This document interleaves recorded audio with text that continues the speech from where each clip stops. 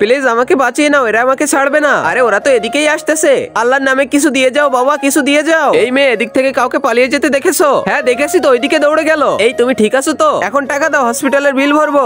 কে তুমি? ও তো মাথায় ব্যথা পেয়েছে, তাই তো স্মৃতিশক্তি হারিয়ে গিয়েছে। আপনি হসপিটালের বিলটা দিয়ে দেন। একে খাবার কিনে দেওয়ার পরে আমার সব টাকা শেষ। বন্ধু বন্ধু আমার হিসু পেয়েছে। আরে কি, আমি কন্ট্রোল করতে পারতেছি না, এখানেই করে দিলাম। ওকে ওকে চলো এখানে।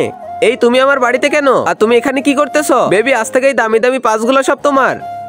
তোমার বিয়ে হয়ে যাওয়ার পর এগুলা সব আমাদেরই হয়ে যাবে। আমি ওই বুড়ার সাথে কখনোই বিয়ে করব না। কি বলতেছো? তোমাকে বিয়ে করাই লাগবে। আমি যেটা বলবো তোমাকে করতে হবে। তুমি আমার বন্ধুকে মারতে পারো না। তখনই ইয়াসের মাথায় চোট লাগে, আর তার তো পুরনো স্মৃতিশক্তি সব ফিরে আসতে শুরু করে। এরপরে যিনি পুরো রাত জেগে ইয়াসের খেয়াল রাখে, সৎ মায়ের জন্য তো ওই বুড়ার সাথে দেখা করতে আমার যাওয়া লাগে। আর ওই বুড়াটা তো আমার সাথে বিয়াদবি করতে লাগে। তার সাথে তো আমার সৎ মাগুলাও ছিল। আর তখনই ইয়াস এসে তাদেরকে মেরে আমাকে বাঁচিয়ে নেয়। বস আপনি, তোমাকে কোম্পানি থেকে বের করে দিব। আর আগে মহান আল্লাহকে তুমি ভালোবাসলে লাইক এন্ড সাবস্ক্রাইব করে দাও। আর পার্ট 2 দেখতে চাইলে অবশ্যই কমেন্টে পার্ট 2 লিখো।